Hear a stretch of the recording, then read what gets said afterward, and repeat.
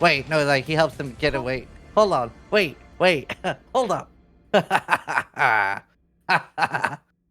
Alright, go! No more holding! Pop. Go! Pop. Oh, look at that! That looks sick! Oh, it's so big! Go! Yo, this is sick! This is the best kind of prank!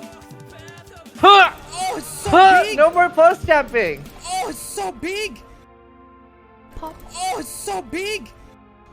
Oh! My ass! What the fuck, it's so dude? big! I pranked you! I'm pranking My you! ass! Oh, it's so big! Oh! What did you get? Oh! My ass! I think it was like 300. What? My ass! Die. How? That's the best kind of According prank. to Quinn 69, it does. What? And he's mechanical god. Alright, start calling out their names. Gotta thank people. Wicked Sarah for the 11 months. Bon appetit. Thank you, mate. Domo Senpai, 5 gifted subs. Thank you so much, dude. Thank you, dude. Felix for the 6 months. Die. I'm just gonna end up spamming Ziz. Yeah. Oh my lord. RKN2G with the prime. Shitogi. My chat. I think I might have to actually mute the alerts because it's very backlogged. Okay, do we want to do the Calandra prediction? Dreamlord just gave $100 donor, by the way. Jesus. Huh? That's sick. But is That's he gonna crazy. predict? Yeah, let's do the prediction. Let's do it. Okay, I'm making this one myself. Start prediction is she Calandra. Outcome 1, yes. Outcome 2, no. How long can you make these? Oh, I can make it 10-minute prediction period? The news free trap gifted a tier 1 sub to shard_of_hate. Then you can possess to bind and silence the screams within your mind.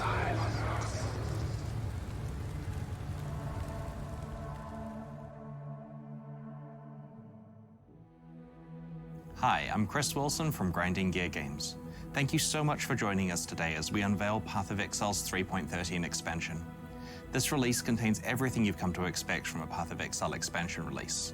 A new challenge league, new skills, new items, metagame rebalances, and an endgame content update which will leave a lasting impact on Path of Exile. Our team have been very hard at work over the last few months, and we've got a lot up our sleeves to share with you today. But before we jump in, we wanted to mention that Twitch drops are enabled for the duration of this live stream. Below the stream, you'll find the instructions to link your Path of Exile account to Twitch so that you're eligible to receive drops. Will be tested. Break them. Do what is thought impossible, and the Atlas will follow.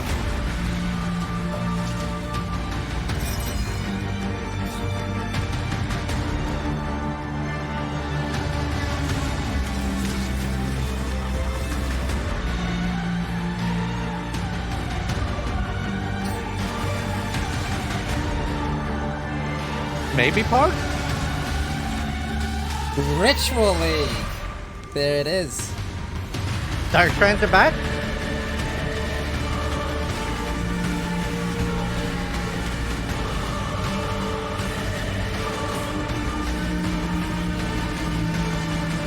The stars themselves will bear silent witness. How far will you bend before you break?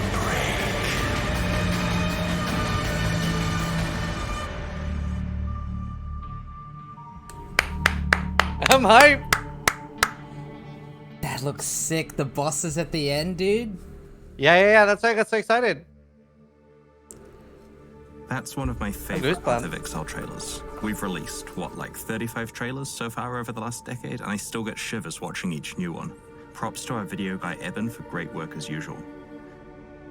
So there's a lot to cover based on what we've just seen. Let's get right into it. Craftable watchstones, and even the Maven's Orb. As you complete the Maven Maven's Orb. challenges, you'll earn a new type of passive skill point that can be allocated on a special passive skill tree in that region of the Atlas of Worlds. Each of the Atlas's regions has its own passive tree, and they generally have around 20 nodes to choose from. You can earn up to a total of 10 skill points per Atlas region. Let's check out some of the Atlas passive choices in the Glennick Cairns region. This branch allows you to focus on Beyond, increasing the amount of experience granted by Beyond monsters, but also allowing you to spawn more Beyond monsters really easily. The Torn Veil notable will drastically increase the quantity of Beyond demons you can encounter. The Legion branch has a notable passive which increases the amount of time you have to break enemies out, and makes it easier to break them out. It's an example of a skill that you could invest into while you're weak, and then remove it later once you're more powerful. And yes, as I implied here, there is an orb that lets you refund Atlas passives. The Incursion branch allows you to more easily get higher tier rooms in the Temple of Atsuatl, and helps you make a definitive decision on whether to swap specific rooms. On the Ambush branch, the tamper-proof notable passive upgrades all strongboxes to be rare and corrupted. This synergizes incredibly well with the Ambush Zana mod or prophecies like Monstrous Treasure.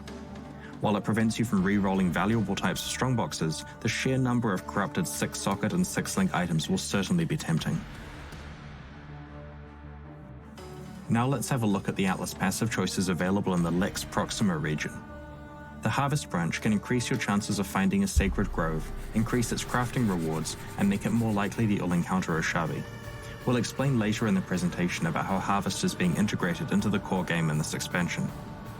The Torment branch can increase item drops from possessed and touched monsters, as well as populating the area with some already possessed monsters. These synergize quite well with the Sextants that guarantee a certain amount of rewards from possessed monsters. The Delve branch can increase your Sulfite gains, grant more Master Favor, and grant more Nico Master missions. The Sulfite Infusion notable passive grants Sulfite for defeating map bosses, regardless of whether the area has Nico present. This means that you'll be constantly gaining Sulfite for every map you do in a region, which is a great strategy if you're not already using Sulfite Scarabs aggressively. There are also Breach passives, which increase your chances of encountering a breach and ramp up the difficulty and rewards of your breaches. Expansion introduces 3 new types of craftable watchstones: Titanium, Chromium, and Platinum. Like regular watchstones, these never expire, but unlike regular watchstones, they can be traded and crafted. They are found quite late in your progression through the Atlas. The eventual goal is that you replace all of your base quest item watchstones with new craftable ones over time as you upgrade your Atlas. Each of these 3 types of new watchstone has its own special mod pool, but there's also a shared mod pool that they all draw from. Like flasks, they can only be normal or magic. You can't find or craft rare watchstones.